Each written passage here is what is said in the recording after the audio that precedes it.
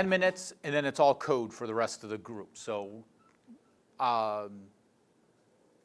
it may not seem like it, you know, it's a little dry going through all the slides and all trying to take in all that background information from part one, but trust me, everything that I talked about is important when we start trying to put all this stuff together and understand the interconnectedness between it all. So one of the things that over the years, I have built a lot of custom controls. And one of the things that has helped tremendously is coming up with a process that I can just do once, I can set it up, and I know that everything's going to be in the right place. I'm going to have the right naming convention. I can, you know, deploy them if I need to. I can use them easily. If you don't have a process in place, it gets very easy to get mixed up, especially in FireMonkey, because there's some additional files and things that are needed. It's very similar to the VCL, notable differences, but the process is helpful. I'll highlight what I recommend, which is what it's going through here, compared to what the RAD Studio help recommends. It can work. There are some errors in the documentation right now of things that will not work. It's blatantly wrong. And so the first thing that I always like to do is don't worry about design time yet. That's one of the first things that get developers into trouble is they think about, oh, I've got to get it onto a form and I got to get it into the IDE. How do I register it? And Embarcadero doesn't help that at all, because if you use the new component wizard, which gives you a few more options now, they create a package for it that can be both a design time and a runtime package. And they throw the register procedure right in with your component unit. And that is the absolutely wrong thing to do. I've told them this. I've just stop doing that. They don't want to. They keep doing that. And so you go through the process inside of the help, and sure enough, there's that register procedure right in there. It's going to go and register it, and it's not the right place where it needs to be. You don't need to be registering anything in your runtime package, because nobody else is going to use it but your design package. So don't worry about design time to start. I start with create a new project, a new form. We're dealing with FireMonkey controls, so we're going to create a FireMonkey form. We're going to use this as a test harness. We're going to dynamically create the control, and we can dynamically create FireMonkey controls as well. Same principle. Do all of our testing, no design, no IDE interactions, nothing. We're going to do it all in code. It's much easier. It's easier to debug. If you've ever tried to debug Delphi with Delphi, it's doable. It's a pain in the neck. We don't want to worry about it. So create your test app. Then create the component unit. The question now is, do you manually create it or do you use the component expert? I manually create them. You can do the component expert. It just creates a simple unit that descends from some class that you can pick, and it'll create a project file for the package that you build, and you'll see a big message box that comes up saying, warning, you have no platform-specific entries in this package. And if you don't do blah, blah, blah, blah, blah, blah, blah, blah, it tells you all these problems you're going to have. So you're supposed to click yes, no, or cancel. And if you click yes, all it does is it adds an FMX entry into the framework in your dproj file. That's it. Does it do anything else? Nope. Fine. You can do it if you want. It's not necessary. It's a little overkill. You want to name your component. You're going to do that in the class name. You create your component class. Very standard stuff. Okay, we're going to see that. I'm not going to talk about it. Once we do that, once we have the unit in place, we've got our class defined to do our basic functionality, we can test it. Now we're going to extend this to do more. We're going to start talking, how do we bring a style in? How do we define the style and so forth? That's still part of the mix, but once we have that, we use it, we can go and start testing it. Once we've tested the runtime behavior of the control, now we can worry about getting it into the IDE.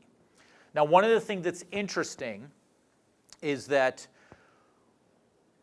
when whether we're doing VCL for Win32 or Win64, or whether we're doing FireMonkey, the IDE is still Delphi Win32. So your property editors, if you want to have any, your component editors are still regular, traditional Delphi property and component editors. There's nothing specific about the property editor that's tied to the VCL.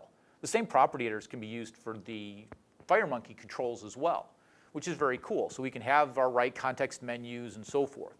We're still going to put all of our editors and our registration code into a design package.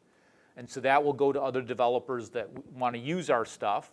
They will load the design package into the IDE.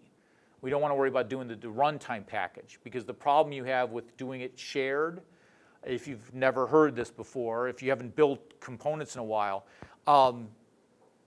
to be a design package, your package must require certain other packages that provide access to the IDE. Those packages are non-redistributable. They're deployed with the development tool, so you can only give it to other people who have that. But you can't, if your component requires that, if your package requires that, it's a runtime package, and you want to build an app with runtime packages, if you deploy it, you have to deploy the other files with it because you require them. Well, you can't do that because they're not redistributable. Separate your runtime and your design time. And so we're going to create a registration unit. We're going to build all the packages, deploy, install, and then we'll test our design time behavior.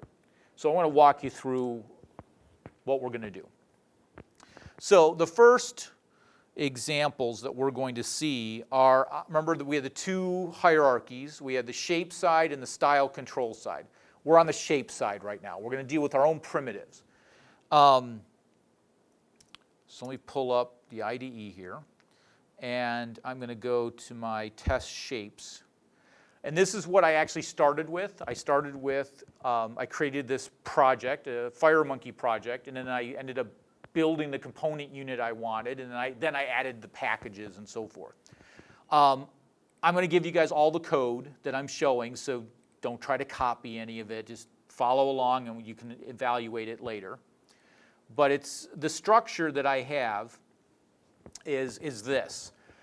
So I have all of these examples are going to be in the FMX directory. There's a bin directory, a deploy directory, a live directory, and then a source directory, and test apps. Test apps is where I just have all of my testing tools that I want to just dynamically create stuff. The source is going to have all the source code. The bin directory has the design package in it. The deploy directory has the runtime packages in that for whatever I need. So Win32, Win64, Mac OS X. The live directory has an RSXE3 with the various platforms that I'm targeting. And we can target all of these with FireMonkey.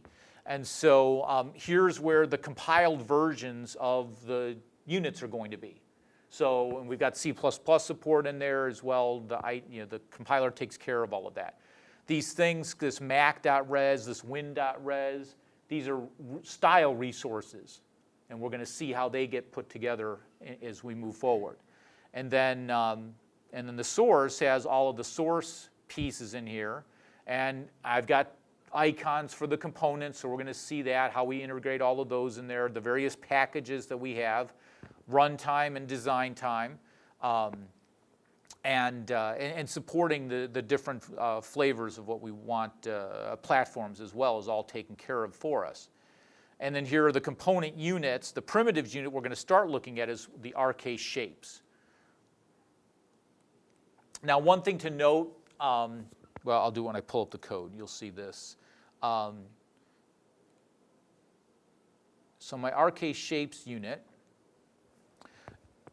starting with XE2, a number of things have unit scope aliases with them now, unit scope names.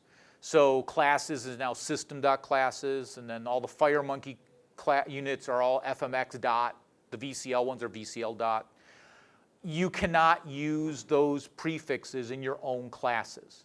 So that's why I do not call this FMX dot raise dot shapes or just FMX dot shapes.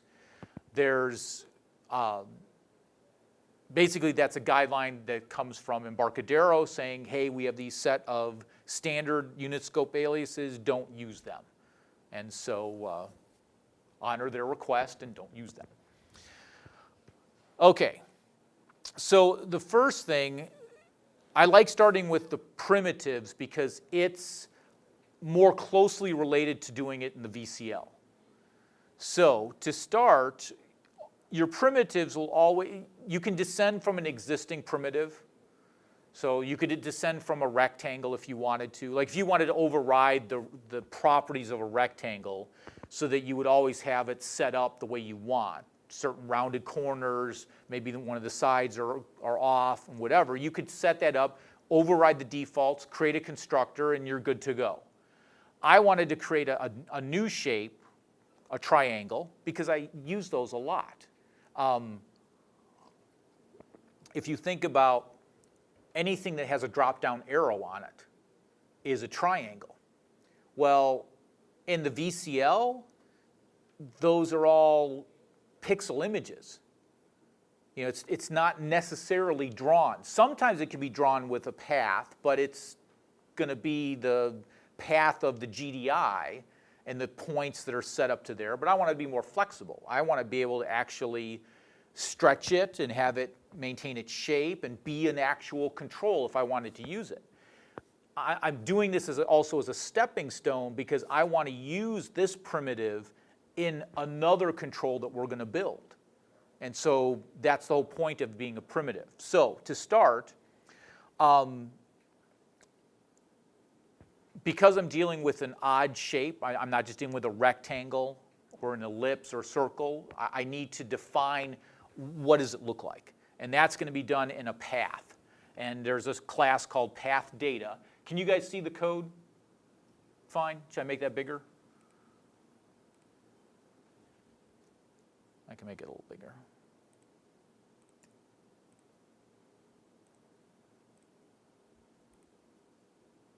Better?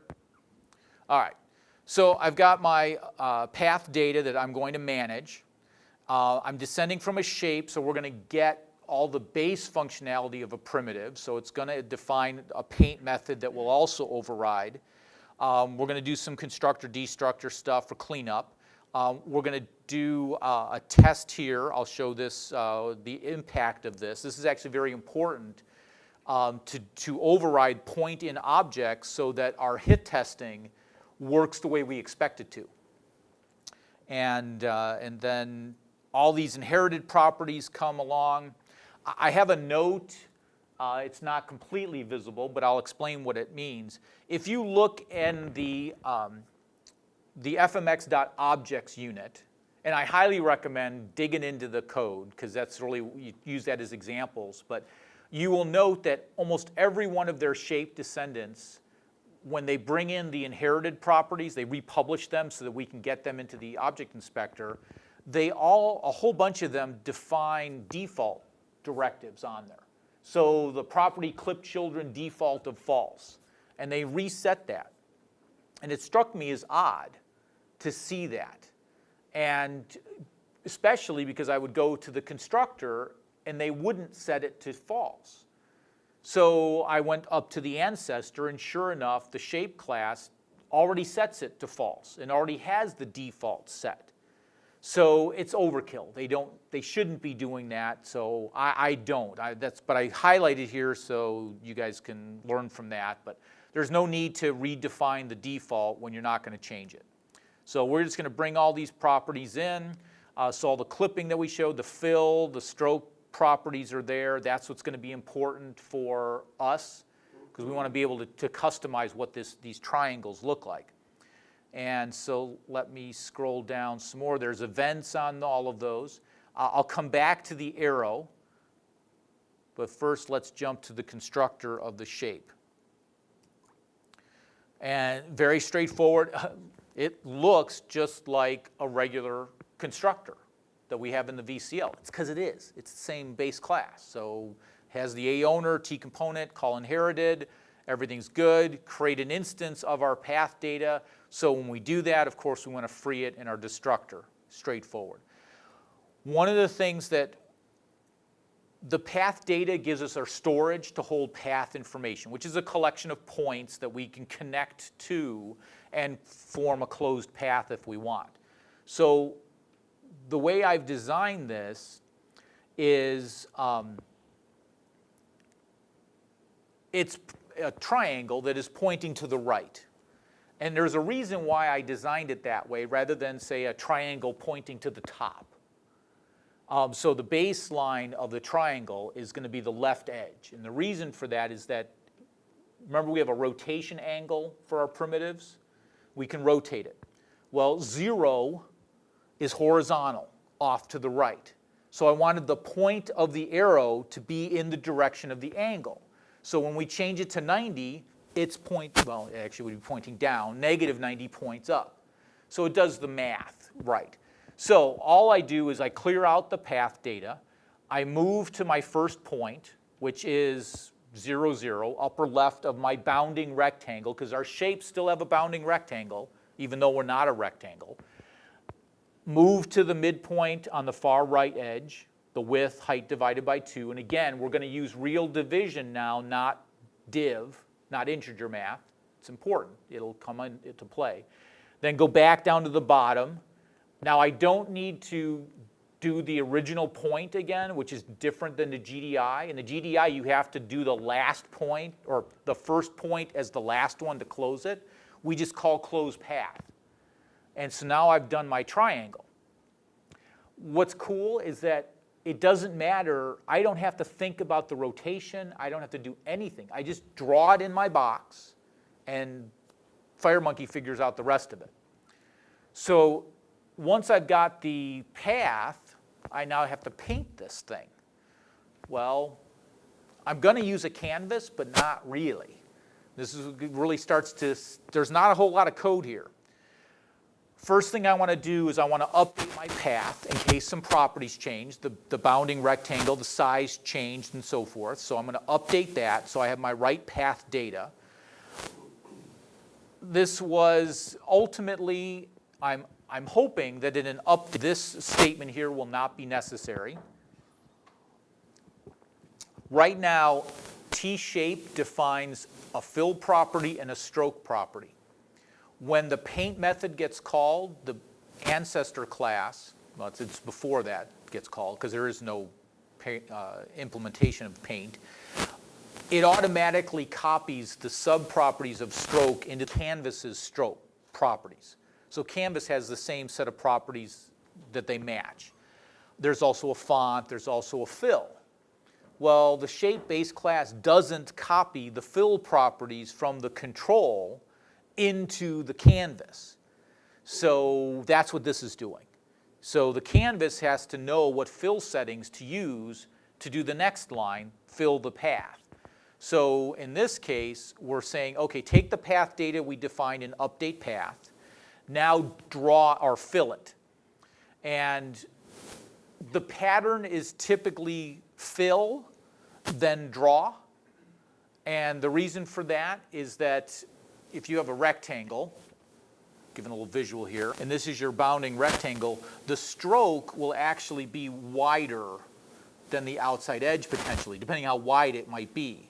So you fill the interior first, then draw over the edge to do your outlining. The absolute opacity, I don't know who came up with absolute, but I don't like the term. If you've done anything with VCL and you've undoubtedly have seen the parent properties, like parent font and parent show hint and things like that. In WPF, there's this concept of an ambient property. And what that means is that the component itself, or the control you're working with, don't use its value directly. Figure out what its parenting wants you to use. So remember how I said that if you change the rotation of the parent, all the children rotate as well. It's the same thing with the opacity. If the parent's opacity changes, then all the child's opacity changes as a result of that. The absolute opacity function figures out what that value should be based on all the parenting and whatever else is there. So if this triangle is inside of a button that is inside of a rectangle, and the rectangle's opacity is 0.5, halfway transparent, we're going to be halfway transparent as well when we do the drawing here. If I put a hard-coded value in there, maybe that's what you wanted it to be, and that's what it would use. Once we do the draw or fill, we do the draw to do the stroke values. That's it. Moving on, the last function that I implement in here is the point in object. And what this is doing is for a given point, an XY position, does that point reside inside of the control itself? Do I want to think of that it's actually clicked on it? Now remember, we're dealing with a triangle inside of a rectangle. There's parts of that rectangle that we don't want to be on the triangle.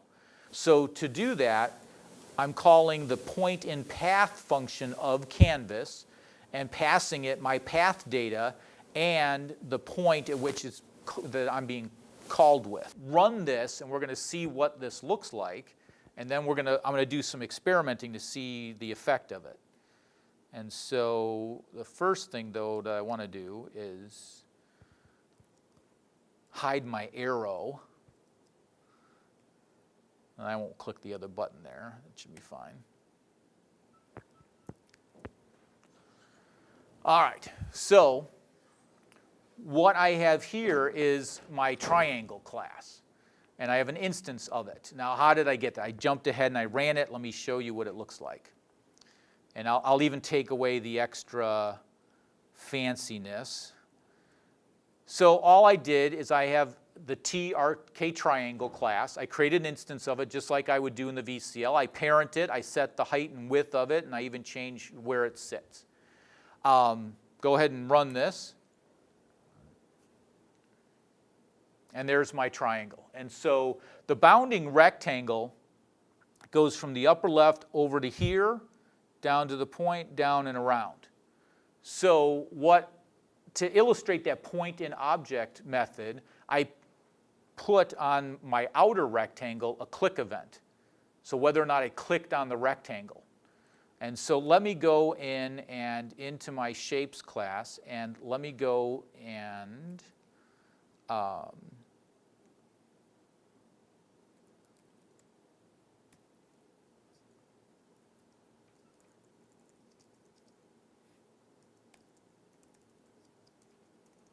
let's do inherited.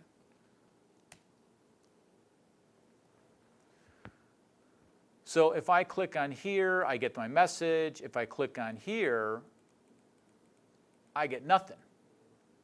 But I'm really on the rectangle, but technically I'm on the triangle. So how do we fix that? Well, that's what this function does. So if I bring this back and I uncomment this code, run it again. Now when I click on the outside, great, I click in here and I still get my rectangle click. If I click on the actual triangle, no clicks.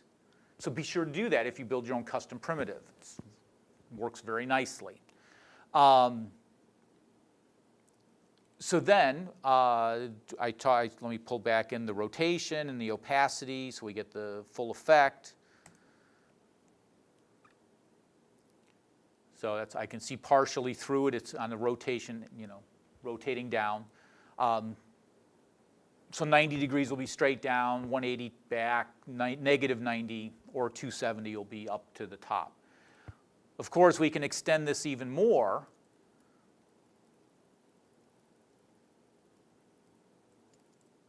By adding programmatically, I'm sorry, I'm jumping a little bit here, various fill settings. So this is how you can actually programmatically do a gradient fill. So the stroke is pretty straightforward. All we're doing is changing the line thickness to be 4. The cap depends on when you've got two paths that meet together. What does that look like? Well, we're going to do the rounded version, and then we're going to dash it so it's not solid. The gradient's the more interesting one just because it's not obvious how you do it in code. It's somewhat easy to do it inside the IDE with the editors and make changes that way, but it's a little freaky sometimes. Interestingly, the way that the points collection has been defined in the shape class right now, or the gradient class, normally when you would make a change to a point or add a new point, it should update the collection and it would obviously have a change and would redraw itself. Well, that's not implemented correctly at the moment. So to force it to work, you can wrap it around a begin update and end update call. So that's why these are needed, is to force the painting to occur. We're going to clear our gradient points, and the gradient points determine how the gradient flows, which direction it goes. And so all we're going is from 0.5 to 1, means a certain direction, not going to worry about it. And then the positioning for where that shows up. So let me go ahead and run this. And now we can have a fancy triangle. Looks more vivid on my screen. It's a little washed out there. But you get the idea. So, hey, we've got a brand new primitive. Great. I've got a unit with it. So that's what's inside of there. I also have an arrow. So let me go through that real quick. The arrow is almost identical to the triangle, except that it actually has a shaft with the triangle portion up top, and it's like a traditional arrow. Another piece you might want to use it in a control. There is a path primitive inside of FireMonkey. So I could just write, take a path, add a bunch of points to it to define what I want it to be. But it's kind of defeating the purpose. If I want to have an arrow, why should I have to refigure out every time what the positions all need to be relative to each other? So the difference with this, I still have my path data, still have to update the path, is I've added some properties to control the base. How much of a pointer head do we have? How wide is the base? So that's the shaft length and width. And then, so we've added some properties. The rest of it stays the same. So let's dig in what those look like. So I've decided to drive the base part of the arrow with a proportion. Rather than an absolute value, we're going to use the bounding rectangle as a way to guide how big the arrow needs to be. So by default, the width of the shaft is going to be half the width of the control, and the length of the shaft will be half of the height of the control, or long. So what's nice with calling it length and width, it doesn't matter which rotation or direction it's in. We're going to define it one way, and then the component, the framework takes care of everything else. So the update path is a little bit different. I need to get essentially a midpoint value so that I can adjust how wide that I go, and I just have a bunch more points because I've got the arrow and I have to go in and out. You can figure it out that later. The paint method is exactly the same as the other one. I'm just painting a path, so there's no difference there. Just has more points in it. The same thing with the point in object is exactly the same. I do add some properties to determine whether or not I want to store the shaft length or not. If I don't change it, I don't need to store it, but because it's a floating point number, I can't use the default directive on the property declaration. So I don't know if you've ever seen that. If you're not remembering your properties, you have a property, the name of the property, its type, a read and a write, which will probably be an accessor method, set something, and then you'd have a default, and you would give it a number. And if it was that value, it wouldn't get written out to the stream. Well, floating points don't work that way. So we're going to make it work that way by writing a function and using the stored directive, calling it. Are you doing absolute comparison or point number? It's a non-equal comparison. So if I was testing for equality, I would do it differently, but I'm testing for non-equality, so I don't really care. It's a half, so it works, but... I am not going to disagree more than what I just did. I had the same exact argument in my head when I wrote it, and then So how do I resolve a situation like that? Well, one, I don't really, it's not a make or break. The worst that's going to happen is the value gets written to the file, to the DFM or the FMX. Okay, I'm okay with that. Second case is, well, what does Embarcadero do? In a similar situation, what did they do? Can I remain consistent with their approach? And that's what they did. I said, well, if it's good enough for them and it's not crashing my program, it's good enough for me. So that was the exact argument. So you are right on board. The cool thing is you gave it thought, and that's the important thing. I give a lot of this some thought. That would be true.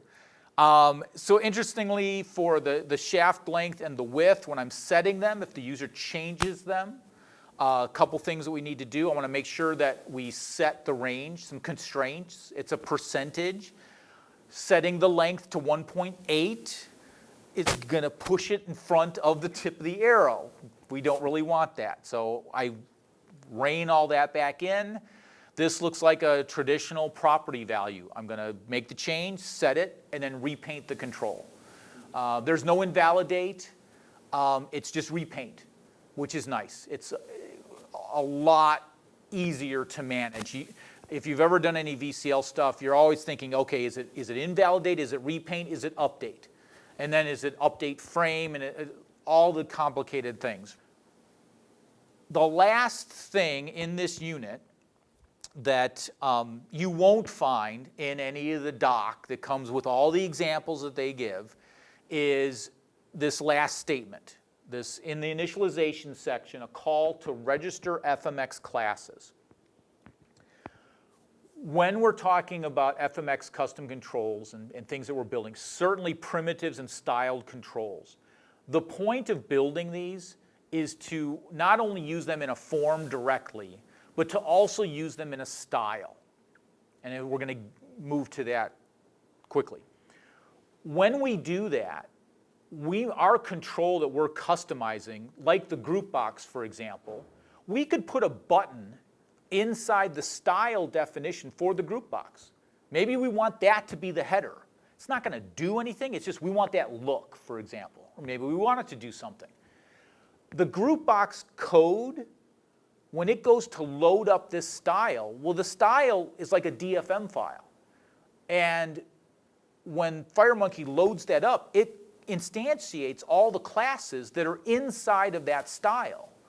Well, if it runs into a button and it's not ever seen it before, there's a definition in the style. So button may not be even used by the component or the form or anything. The streaming code won't know anything about it, won't know how to load that in. This is what these register FMX classes calls do. And almost every unit in FireMonkey that has a shape or a styled control descendant has an initialization section with this in, with one notable exception that I'll show when I talk about my first custom control. And it bit me because everything was set up the way it was supposed to, and all of a sudden I try to load up my style and I get an error. I couldn't find a certain class. It was missing this in one of the VCL units, so I'll point that out when we get to it. But remember this, so now anybody's styles that want to use these controls, all we have to do is ensure that those are in the unit somewhere. In the form, wherever, they'll be able to get loaded. Okay, so at this point, I've got my shapes unit. I've instantiated them. Let me go and instantiate the arrow. And I'm going to jump right to I'm going to put some rotation on it and change the opacity as well. This is, when I click the button, this is why I wanted to do the percentage value rather than an absolute number. So I have my little arrow here, -30, pointing up a little bit.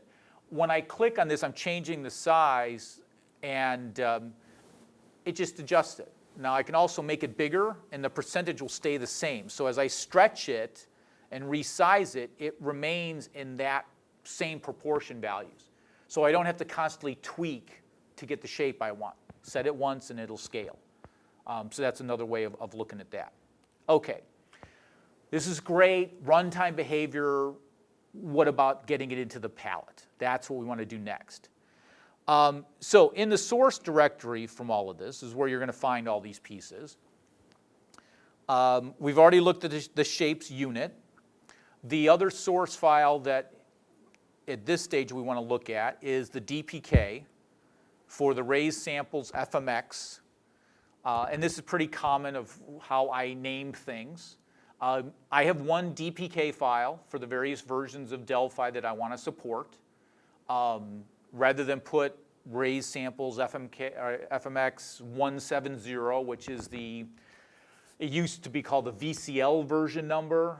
It's now, I like to call it the RTL number, 17. The RTL package, which is the same as we've always had, is now RTL 170 for XE3. VCL is VCL 170.bpl. The FMX package is FMX 170, so they all have it. It's all the same suffix. So let's take a look at what the DPK file, or the DPK file looks like. So I've got my package, adding in a resource entry here. This is simply to define what platforms we're going to support. So there's two ways to do that. You can specify an attribute on your class, whether you want to support Win32, Win64, or Mac OS X, or any combination thereof. Or you can do it inside the design package itself, because when you load it into the IDE, all the IDE knows is the Win32 version that is there. And it relies on the package to tell the IDE, hey, by the way, I know you're only seeing the Win32 version, but I also support Mac OS. And so we can provide that. The other things I add is a description rather than directly enter it into, yes? I was thinking of the OSs. Would it be easy to later on add in the same way something like Linux or something? Yes. Would be about approximately the same. That's the whole point for the IDE will remain Win32 for the time being, and adding additional platforms will become cross-compilation, just like we're doing for the Mac now. Yeah. And so adding other support for Linux and the mobile stuff that they're talking about all will follow that same footprint. And so cross-compile it over, you'll get a new directory. It won't be OS X 32. You have a 64-bit one. You'll have a whatever Linux version they come up with. You won't have to learn all that again. Correct. And because of that is another reason why I'm a stickler for this directory structure, where I have an RS XE3 with the platform subdirectories underneath it, so that. Because I'll build everything and it's just there, and I add the appropriate one in the configuration to my project. So if my target is Win32, it's going to bring in the Win32 path. Everything's there. If it's 64, it brings in the 64-bit path and so forth. So there is definitely a reason this directory structure is the way it is, and it's worked very, very, very well for all of our commercial stuff. Going back to the source, into the version here, I don't like editing my packages in the IDE. And the reason for that is that the IDE thinks it's smarter than it really is. And it wants to erase things that I put into the package. And so it does. It will literally, if I load this DPK file into the IDE now, it will delete these 2 lines of code.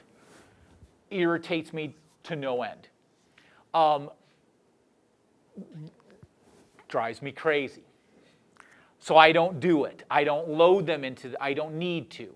And you guys can follow this. I'm going to give you the compile script to build everything. It's really simple. So this lib suffix include file and the description. The description is simply the description. It says what I want to show up there.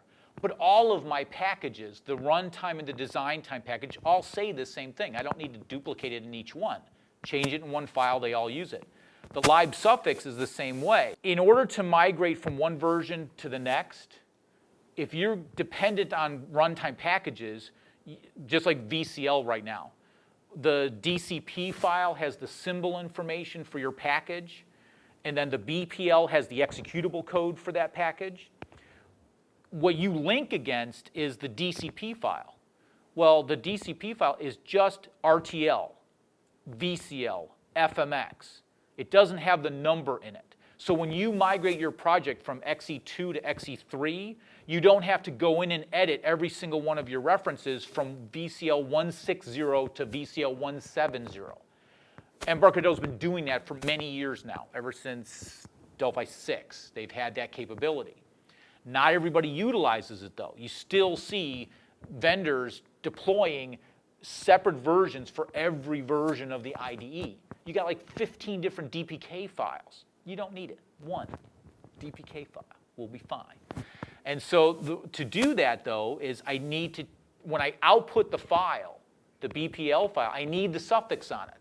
So that's why I use the suffix directory here. So if I'm in this version, version 24 of the compiler maps to the 170 of the RTL, I add that lib suffix. So that's why when I go to my bin directory, it's got sample, or I'll go to deploy, that's the runtime version, the raise sample FMX 170 BPL. In the lib for the same thing, Win32, it's raise sample FMX.dcp. So that's what I need to link against. The compiler's happy, everything's good. All right, let me move on. So we've got our runtime package there. The runtime package, going back to this, all it needs RTL and FMX. No VCL, we're not a VCL package, doesn't matter. And I add in the units that I want to be part of this. The only one we've talked right now is the shapes. So that's the one we've added in. We'll talk about the others next. That's our runtime package. So if we want to build runtime packages, that BPL file is what we would deploy. To get it into the IDE, 2 more files needed. We need a design package that is design only, and that's my same name, but I have an underscore design. I don't like the DCL prefix on it.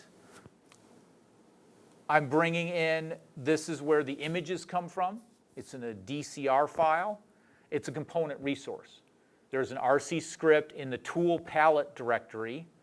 If you look into there, I have, these are the images. So I've got my arrow, my triangle, and then there's 16 by 16 versions, 32 by 32, and the default of 24 by 24. So the IDE knows how to work with. So you can follow the script, build them all up, it'll get loaded in. So the design package is what loads those into the space.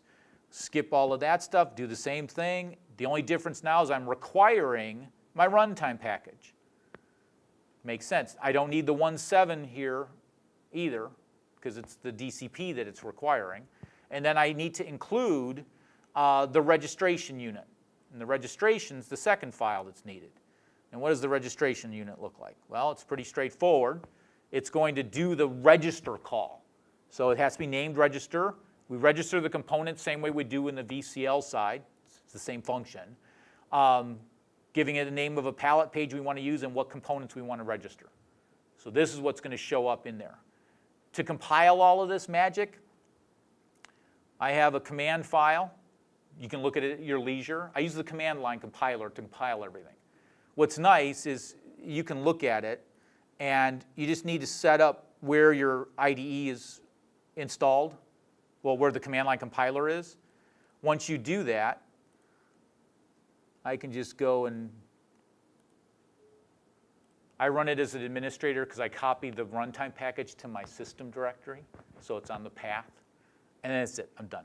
So I got everything rebuilt. I now go back to the IDE, and I already did this. It's already installed into there, or should be. And if I go and close this, create a new form, new FireMonkey one, and go to my palette, scroll all the way down, I've got my Raise FMX samples, and here's my nice little arrow. I can resize that, or my triangle, here's my arrow. And again, this is why I set up the proportions so that I can set that up. Very cool. New primitives. All right, fun, fun, fun. Got to keep rolling. Any questions on any of this? This should be straightforward. If you ever did VCL stuff, this is very similar to that. Yes? Is there a specific reason why you update the path all the time with the control? It's going to slow down. It doesn't, because it's not doing any, the rendering's being done. I suppose you could cache it. This was something on my list to investigate to see if there's any benefit to that. Surprisingly, that is the approach that all the shapes take. Is whenever there's a change of some mechanism, it does that calculation. Now, one of the things to remember, the rendering, while it looks familiar, it's in a paint method, and there's a canvas that's involved, it's not the same as the GDI, or even GDI plus for that matter, where whatever you do is immediately showing up on the display at that point. So the order in which we do things, if we fill a certain area and then we fill an area next to it and we overlap them a little bit, you get flicker, and if you're erasing stuff, none of that applies because you're not actually painting on the canvas at that point. You're giving instructions to the engine, which then renders it. So certain things that are not even, they get clipped completely, don't even get rendered. And so whatever slowdown you might get, they ramp that up and you don't need to worry about it. I haven't seen a performance hit, but I agree with you. I might want to try to see if you could cache that and only update it if there was something that did change the value of it. It may not be necessary. Concerning paths and new components, but in a different way, Windows paths, does XE3 needs the DPLs to be in Windows system path? No, but they need to be. If you're doing anything with packages, they need to be on. They need to be accessible from the Windows loader.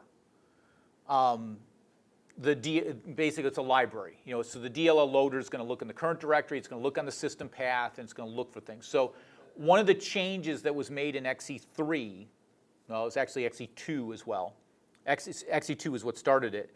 Is instead of putting all the runtime packages into the System32 or the syswile64 directory, they put them into the bin directory of their product, which is good and bad. The bad is, I guess it's okay, it isolates them more, but they also have to add the bin to the path.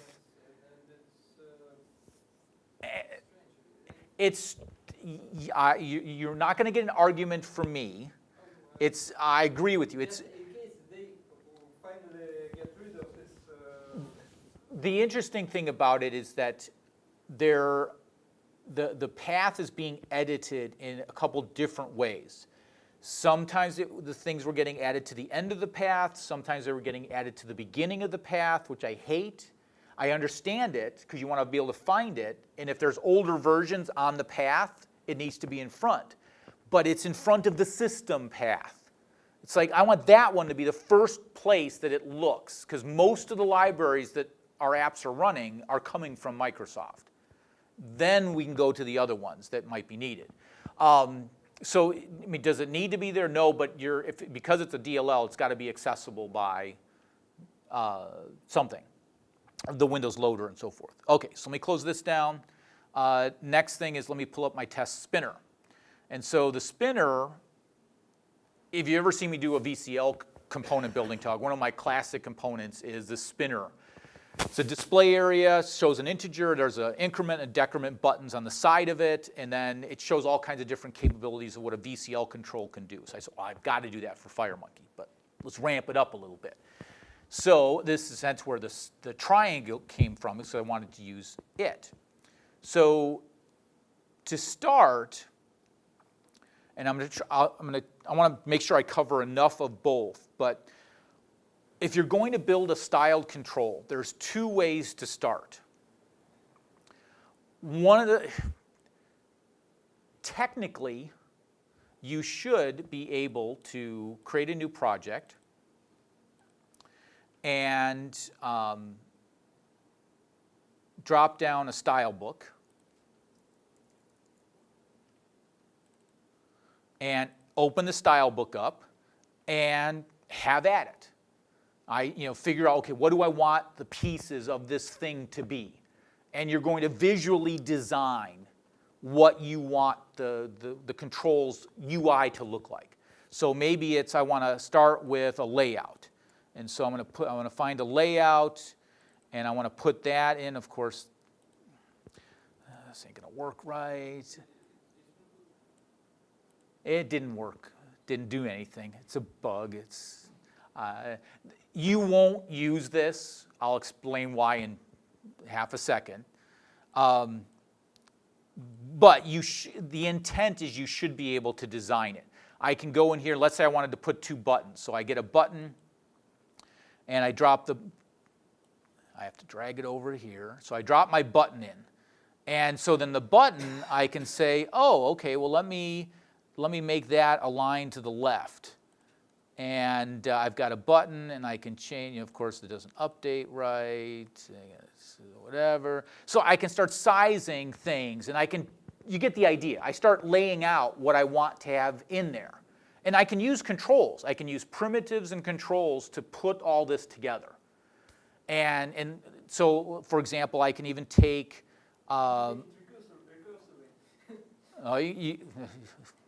I'm being very careful because you get to a point where there are certain things I can't do, and I'll show that. So I drop one of my triangles on to the button. And I can do, and so I could change the size of this. Oh, I got my triangle, where's my width? Let me make that 20, change my height. Oh, went too far, to 20. And then I can go and say, I want to align this to the triangle, and I got to change the rotation angle. Got to find it to 180. And of course, we can have some fun, and I'll change the style to gradient. And so now you're like, whoa, that's kind of looking pretty cool, huh? And I can put together these types of things. Great. Well, don't try to do this in the Style Designer in XE3 until an update comes out. The reason for that is that if I go and drop another button down, so I go to my button and I drop this down in the layout, notice that it says button 1 of T button again. There's a new button there, but I can't click it. The only thing I can click is the last item. If you put the same control in a container, it duplicates the name and you can't select it. What's worse is you can't delete it either. I can't get rid of it. I can view this as text and edit the style book and get rid of it that way, but I don't want to do that. I'm just going to close it. I'm going to delete it. So what's the other way that I can do this? I need to build a style. Do it in the form. Okay? Remember I said the style is just a component hierarchy. So I can start, I'm not going to build the whole thing, but I can start with a layout. In this case, I can double click and it goes into my control. I can go into a button and I can drop it into my 2 pieces. I can go and align these to the sides. Okay, you get the idea. I'm not going to do all of them. There's the left. And then I can do the same thing. I can drop the triangle on each of those. I can drop a text area in the middle. Once I set all this up, I still need to be able to do something programmatically to get to these buttons. So when the buttons get clicked, I want something to happen. I need to respond to that click event and then update the value part that I'm going to put into my control. Once we lay all this stuff out, I'm going to give names to the pieces that I want to access. I do that in the style name. The component name doesn't mean anything. It's going to get stripped out ultimately. So I might want to say this is the deck button. It's not showing up anywhere. Fact of the matter is I want to get rid of the text completely because I don't want any of the captions to show up anyway. But my style code is going to look for deck button to find the decrement button. And as long as it's a button of some kind, everything's going to work fine. Once I do this, if I view as text, this is the style. Almost. There's a lot of requirements. The outer layer, if you're inside of the style designer, has to be a layout. If you're in the form, you won't have that, and in the style resource, you can't have the outer layout, the outer one that's there. You can have a layout as your root, but there's going to be an extra one in the style designer that when you add that as a resource, you have to strip out. We're just going to pick out the ones we want. The one thing that you need to remember is when you're going to build a style is that your outer, what you want is your outermost layer. You need to set the align property to contents. It's problematic when you're doing it on a form because it fills the whole space of the form. So to get around that, you can make your form kind of the size that you want the control to be so that you can generally figure out what you want it to look like. By doing that, it ensures that wherever this gets used, the style fits in completely into the control that's loading the style. If you don't do that, it could be way off the screen and it won't load anything. It'll look like what's going on. And I worked on that for about 3 hours last night, trying to figure out why that wasn't working. I had missed that one statement. So it's easy to miss, especially with the problems of getting all that stuff. Once I have that, I can view as text. I can copy. Yeah, don't worry about it. I can copy all this stuff to a file. And so where this is done is in the styles directory, I've got the spinner win style. Let's take a quick look at that. I know I'm done, but you guys want to learn more about this stuff, I know.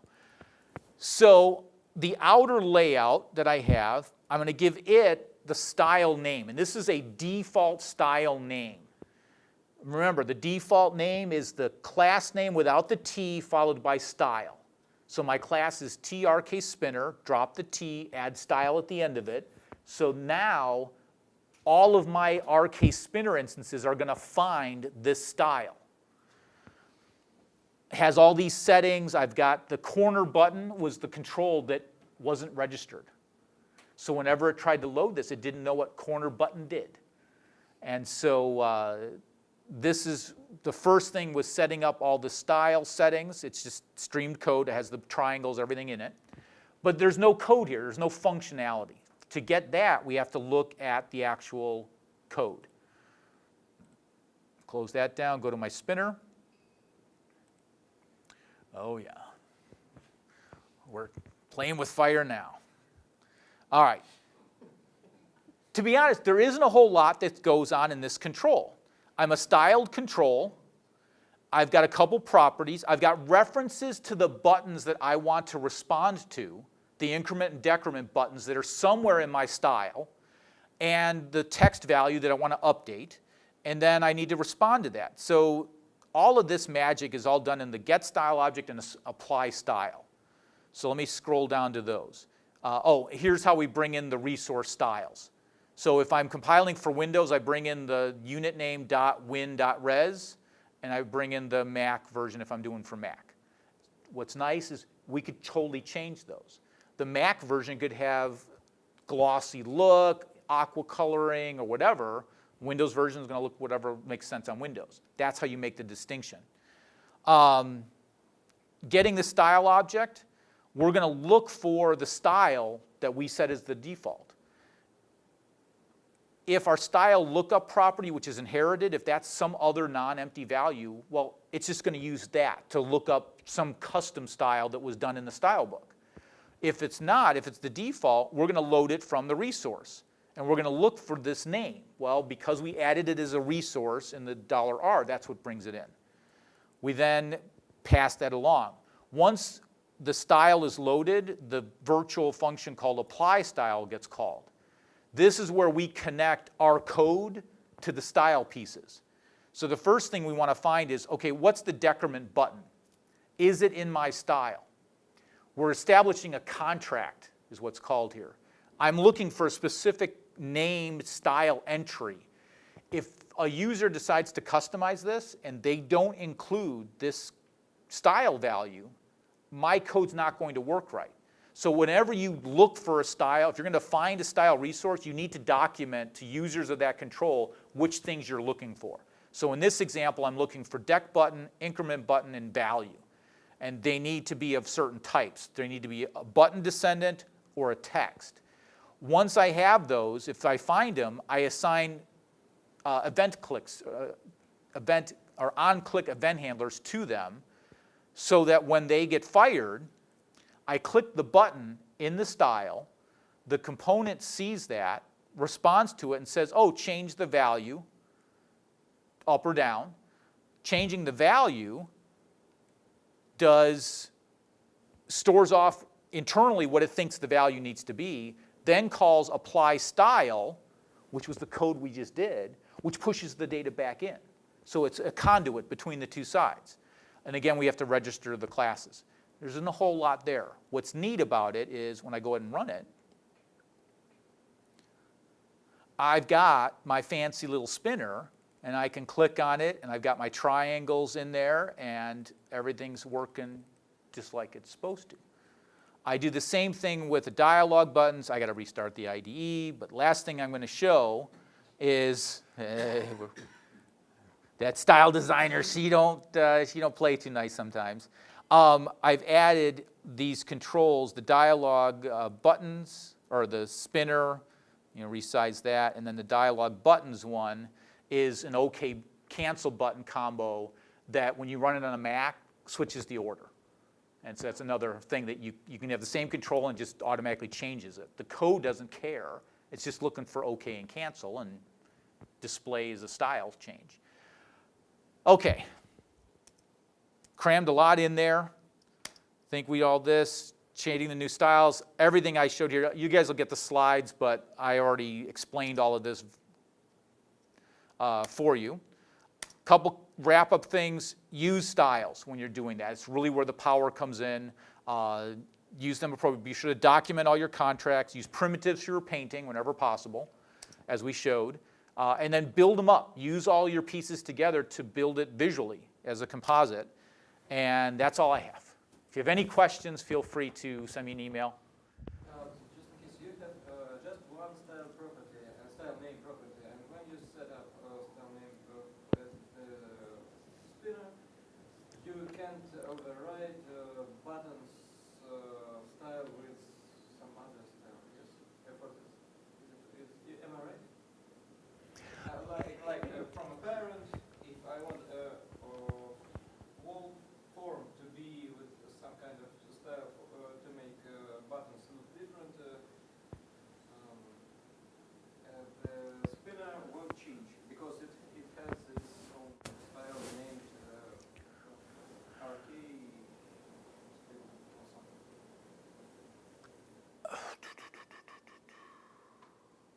Propagation. You can. So if I understand what you're looking for is you've got a control with a pre-built style, and it's using other controls like a button control. And if I didn't do anything special with that, because like right now it's using the corner button is the control that it was using. It just changed a couple of the sides. If you were to change the default for the corner button inside of your style book for your app, that should actually propagate to the corner button inside of that control. Because because the way that control was implemented, it's not changing that. It's actually using the style. It's possible to change that. This is where some of the complexity, it's very easy to get into a circular little loop where I'm changing a property or a style that's dependent on another style, which is now coming back to me. And so you're like, okay, who's dependent on what? In this case, it should work. It should, if you change the default gradient, that should propagate into that spinner. And another question about style books and styles. For example, I have two projects with one base form with a style book on it, and I have one project with its child of its form, and second project with other child of the first form. Where does all the styles came from?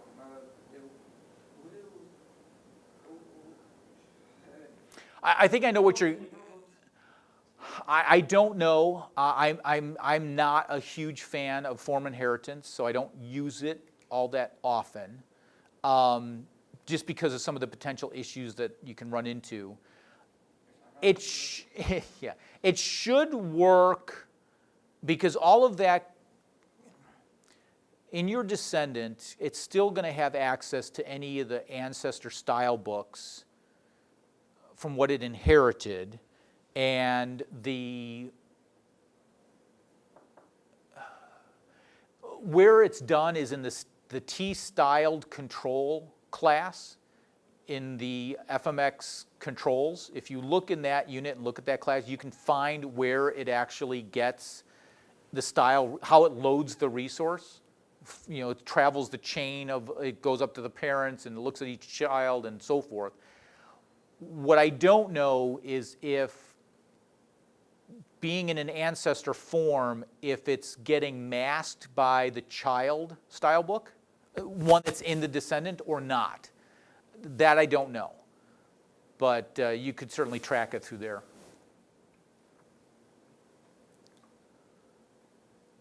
All right, guys. Well, thank you very much. I'll wrap it up now, just so we can turn the recording stuff off. And then if you have any other questions, I'd be happy to answer them for you. Thanks.